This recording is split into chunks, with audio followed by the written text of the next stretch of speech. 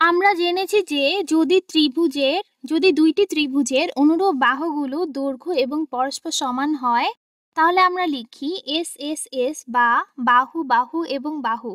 অর্থাৎ অনুরূপ বাহুগুলোর দৈর্ঘ্য একই রকম, তবে ত্রিভুজ দুটি সর্বসম হবে। এই ভিডিওটিতে আমরা ত্রিভুজের সর্বসমতার আর কি কি ধর্ম আছে তার কিছু উদাহরণ দেখব। আমরা জেনেছি বাহু বাহু বাহু ধর্মের কথা। এখন চিন্তা করা যাক কোণ কোণ কোণ বা এ এ এ। আমরা দুইটি ত্রিভুজ অঙ্কন করি। আমি ত্রিভুজ দুটি আঁকছি।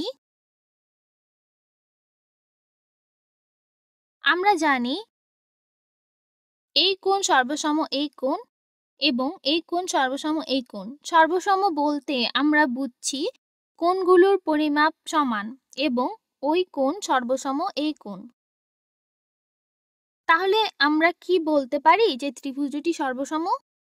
প্রথমত, ত্রিভুজ দুটি দেখতে একই আকৃতি ও আকারের মনে হচ্ছে। আমি এঁকেছিও সেভাবে। এখন লক্ষ্য করো, আমি চাইলে এমন আরেকটি ত্রিভুজ আঁকতে পারি যার কোণগুলো এই ত্রিভুজের অনুরূপ কোণগুলো সমান, কিন্তু ত্রিভুজটি আকারে কিছুটা বড়। আমি আঁকছি।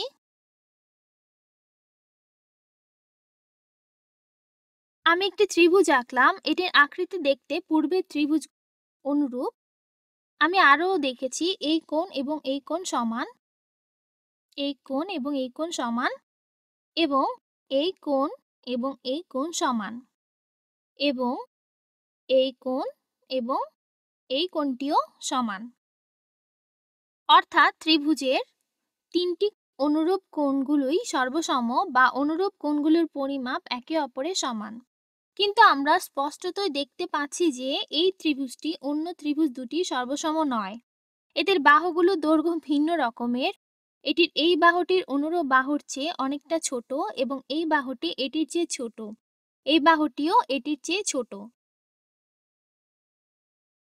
কাজেই দুটি ত্রিভুজের অনুরূপ কোণগুলো সর্বসম হলেও আমরা কিন্তু বলতে পারছি না যে ত্রিভুজ দুটি আকৃতি ও আকার উভয় ক্ষেত্রেই সমান। এখানে তারা একই আকৃতির কিন্তু তাদের আকার ভিন্ন, অর্থাৎ তারা সর্বসম নয়।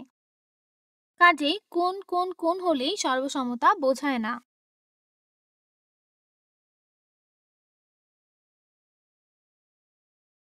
তবে আমরা এটা বলতে পারি যে এই ত্রিভুজগুলো সদৃশ ত্রিভুজ। অর্থাৎ আমরা লিখতে পারি কোণ কোণ কোণ বলতে বোঝায় সদৃশ্যতা।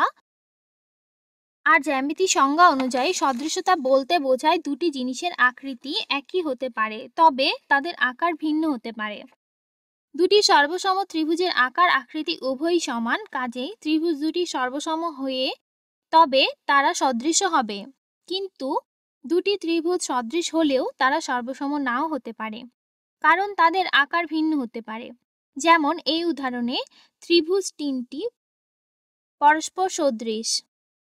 এখানে প্রথম দুইটি ত্রিভুজ সর্বসম কারণ আমরা ধরে নিয়েছি তাদের অনুরূপ বাহুগুলো পরস্পর সমান। পরের ত্রিভুজটি একই আকৃতির কিন্তু বাহুগুলো দৈর্ঘ্য ভিন্ন। আমরা বলতে পারি এই প্রথম দুটি ত্রিভুজের সদৃশ, তবে সর্বসম নয়।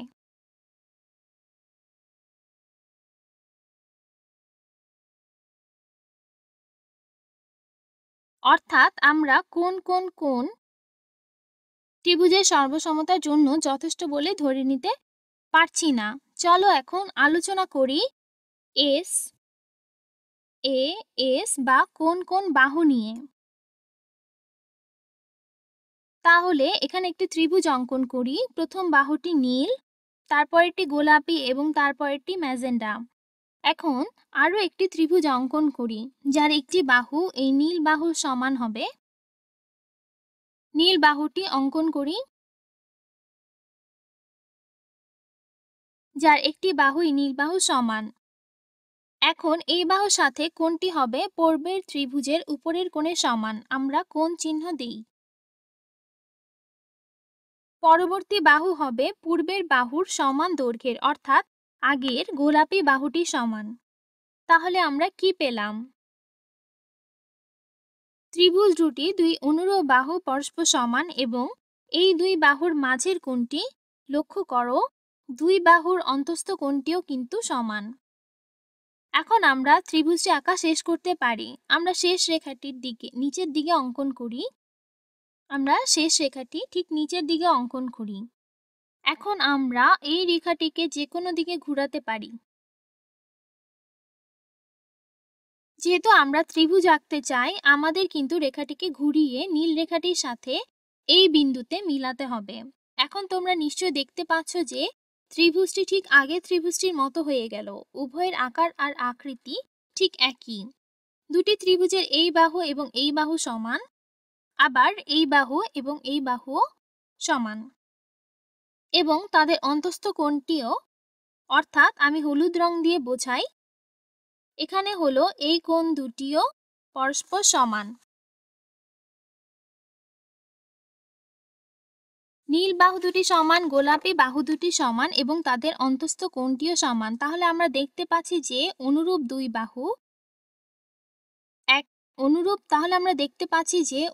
দুই বাহু একই দৈর্ঘ্যের এবং তাদের অন্তঃস্থ কোণগুলো যদি সমান হয় তবে তারা সর্বসম না হয়ে পারে না। অর্থাৎ বাহু কোণ বাহু থেকে আমরা পাই ত্রিভুজ দুটি সর্বসম। কাজে আমরা বলতে পারি বাহু কোণ বাহু হচ্ছে ত্রিভুজের সর্বসমতার একটি ধর্ম। আমরা আগে দেখেছিলাম বাহু বাহু বাহু, এখন পেলাম বাহু কোণ বাহু। অর্থাৎ দুই বাহু অপরটির অনুরূপ দুই বাহু সমান এবং অন্তঃস্থ কোণ দুটি সমান, তবে ত্রিভুজ দুটি সর্বসম হবে। চলো এখন দেখা যাক ত্রিভুজের সর্বসমতায় আর কোনো ধর্ম ব্যবহার করতে পারি কিনা। এবার আমরা আলোচনা করব এ এস এ বা কোণ বাহু কোণ নিয়ে। আমরা লিখি এ এস এ, এবং যার মানে হচ্ছে কোণ বাহু এবং কোণ।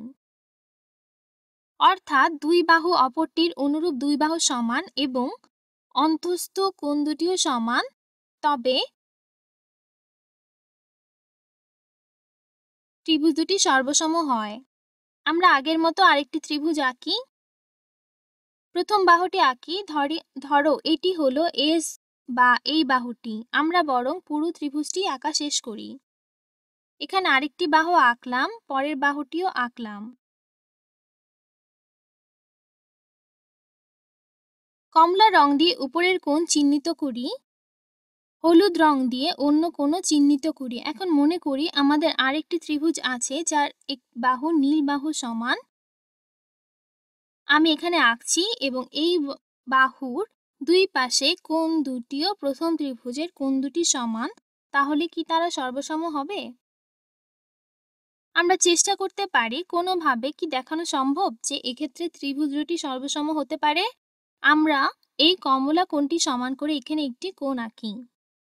আবার এই কোণে সমান করে আমরা এই হলুদ কোণটিও আঁকি। এখন আমরা অবশিষ্ট বাহু দুটি আঁকব। এখানে আমাদের দেয়া আছে এই কমলা কোণটি। আমরা বাহুটি এমনভাবে আঁকি যেন এই কোণটি পাই। বাহুটির দৈর্ঘ্য কিন্তু যে কোনো কিছু হতে পারে। আমরা এভাবে লম্বা করে বাহুটিকে আঁকতে পারি। নীল বাহুটি আগে এঁকেছি, সমান বোঝাবার জন্য দাগ দিই। এখন শেষ বাহুটি আঁকি যা এই কোণটি তৈরি করবে। বাহুটির যে কোনো দৈর্ঘ্য হতে পারে। এখন লক্ষ্য করো বাহু দুটি মিলিত হয়ে আমরা একটি ত্রিভুজ পেলাম।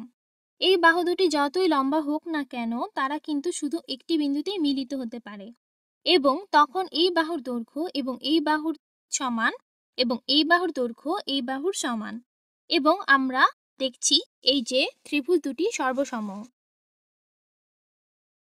কাজেই এই আলোচনা থেকে আমরা বলতে পারি যে এ এস এ বা কোণ বাহু কোণ হচ্ছে ত্রিভুজের সর্বসমতার একটি ধর্ম। এবার আমরা আলোচনা করব কোণ বাহু নিয়ে। আমরা বাহু বাহু বাহু বাহু কোণ বাহু নিয়ে আলোচনা করেছি। সর্বশেষে আমরা কোণ বাহু কোণ নিয়ে বিস্তারিত আলোচনা করলাম। সব ক্ষেত্রে আমরা সর্বসমতা প্রমাণ করেছি। কোণ এবং কোণ নিয়ে বিস্তারিত আলোচনা করা হয়েছে। আশা করি তোমরা ভালোভাবে শিখতে পেরেছো। তাহলে দেখা যাক এ এস বা কোণ বাহু কি। আমরা প্রথমে ত্রিভুজ আঁকবো। প্রথম বাহু বা এস আঁকি। অপর দুই পাশ দুই রং দিয়ে আঁকি। একটি ম্যাজেন্ডা এবং একটি সবুজ। আমরা দুটি কোণ পেলাম যাদেরকে ভিন্ন ভিন্ন রঙে চিহ্নিত করতে পারি। এটি হলো এই কোণ আর এটি এই কোণ বোঝাচ্ছে। আমাদের আছে আরো একটি ত্রিভুজ যার এক পাশ যেন এই দৈর্ঘ্যের হয়। আমরা এখানে আঁকলাম। এই পাশের কোণটি হবে এই কোণের সমান। আমরা চিহ্নিত করি এবং তার পরের বাহুটি আঁকি। এটি যে কোনো দৈর্ঘ্যের সমান হতে পারে। তবে আমাদের বলা আছে এই বাহুর সাথে যে কোণটি হবে তার সবুজ কোণটি সমান। কোণটি এখানে হতে পারে বা এখানেও হতে পারে।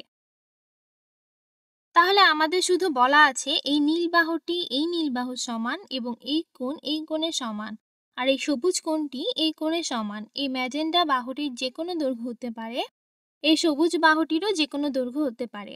আমরা এখন একটু চিন্তা করি, আমরা কি এখানে এমন কোনো ত্রিভুজ আঁকতে পারি যেটি প্রথম ত্রিভুজের সাথে সর্বসম নয়? লক্ষ্য রাখতে হবে আমাদের নীল বাহুটি দেয়া আছে, আমাদের এই কোণ দেয়া আছে, কাজেই আমাদের শেষ বাহুটি এখানে আঁকতে হবে, আর কোথাও আঁকা সম্ভব নয়। অতএব আমাদের ত্রিভুজ দুটি সর্বসম হবে। তাহলে আমরা কোন কোন বাহু থেকে পাচ্ছি সর্বসমতা?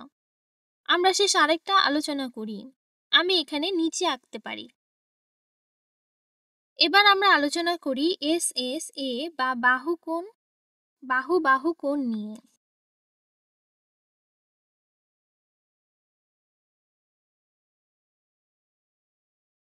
আমরা ত্রিভুজ অঙ্কন করি, যার এক বাহু অঙ্কন করি, অপর বাহু অঙ্কন করি এবং শেষ বাহুটিও আঁকি।